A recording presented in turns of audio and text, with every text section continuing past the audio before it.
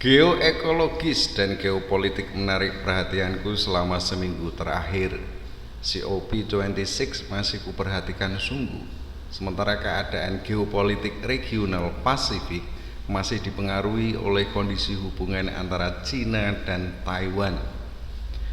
Menurutku ini penting menjadi perhatian mengingat pengaruhnya yang besar bagi bangsa dan negara Indonesia.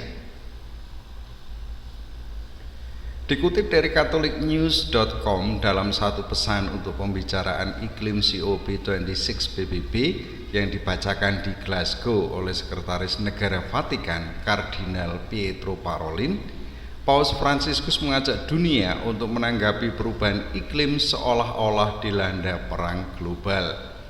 Seperti dilaporkan Reuters, Rabu 3 November, Paus Fransiskus menilai perubahan iklim sebanding dengan yang disebabkan oleh konflik global dan harus dihadapi dengan cara yang sama. Paus Fransiskus mengatakan negara-negara kaya memiliki utang ekologis yang luar biasa dengan negara-negara miskin. Utang itu disebabkan penggunaan sumber daya alam yang tidak proporsional dari negara-negara berkembang oleh negara-negara maju. Paus Fransiskus menyerukan pelaksanaan tindakan kolegial dan berpandangan jauh ke depan, seperti setelah Perang Dunia Kedua, di mana negara-negara menunjukkan solidaritas dan kerjasama untuk kebaikan semua, terutama yang paling lemah. Dikutip dari Kompas.com, Polandia, Vietnam, Chili, dan ratusan negara lain berjanji menghentikan pembangkit listrik berbahan bakar batu bara atau PLTU dan berhenti membangun pembangkit listrik baru.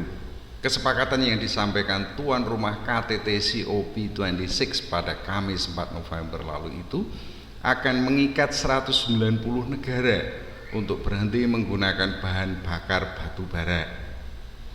Dilansir dari Reuters Kamis 4 November, batu bara adalah bahan bakar fosil yang paling berpolusi dan emisi gas rumah kaca dari pembakarannya berkontribusi paling besar terhadap perubahan iklim. Menghentikan penggunaan batu bara dipandang penting untuk mencapai target iklim yang disepakati secara global.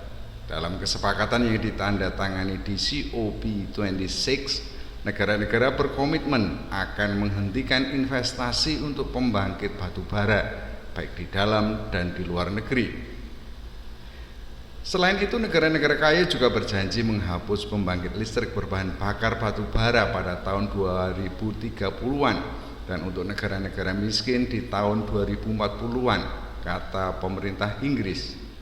Akhir dari batu bara sudah di depan mata. Dunia bergerak ke arah yang benar, menghentikan penggunaan batu bara dan merangkul manfaat lingkungan dan ekonomi yang didukung energi bersih untuk masa depan. Ibu Sekretaris Bisnis dan Energi Inggris, Kwasi Kwarteng.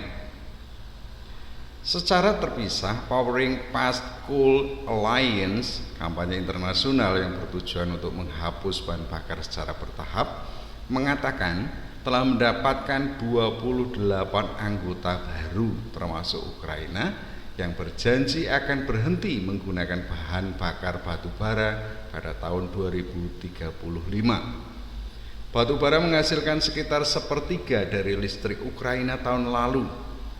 Faktor-faktor termasuk kekhawatiran atas polusi pemanasan planet dan profil ekonomi yang memburuk untuk pembangkit berbahan bakar batu bara telah membatasi pangsanya di negara-negara kaya, termasuk Inggris, Jerman, dan Irlandia selama beberapa dekade terakhir.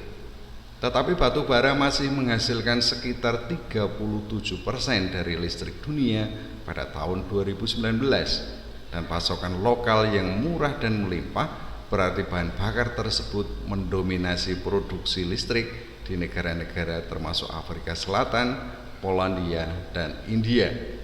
Negara-negara ini akan membutuhkan investasi besar untuk mengalihkan industri dan sektor energi mereka ke sumber yang lebih bersih.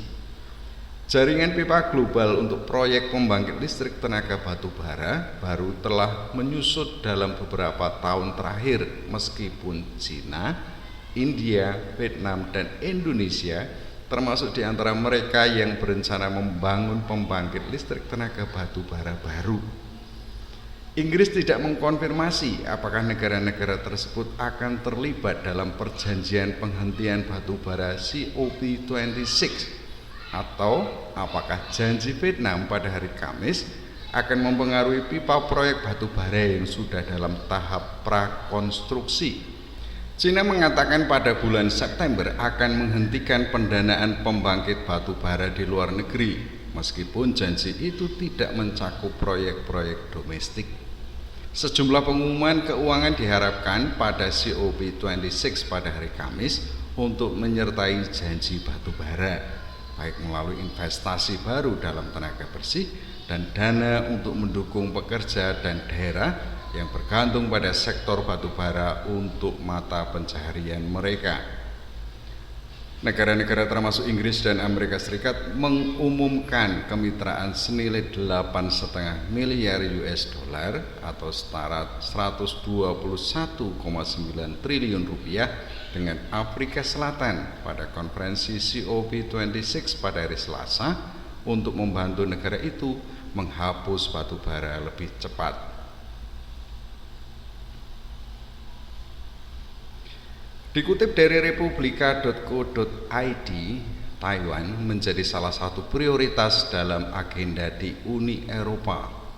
Demikian disampaikan delegasi resmi pertama Parlemen EU yang tiba di wilayah tersebut pada Rabu kemarin. Pernyataan itu disampaikan di tengah meningkatnya ketegangan antara Taipei dan Beijing.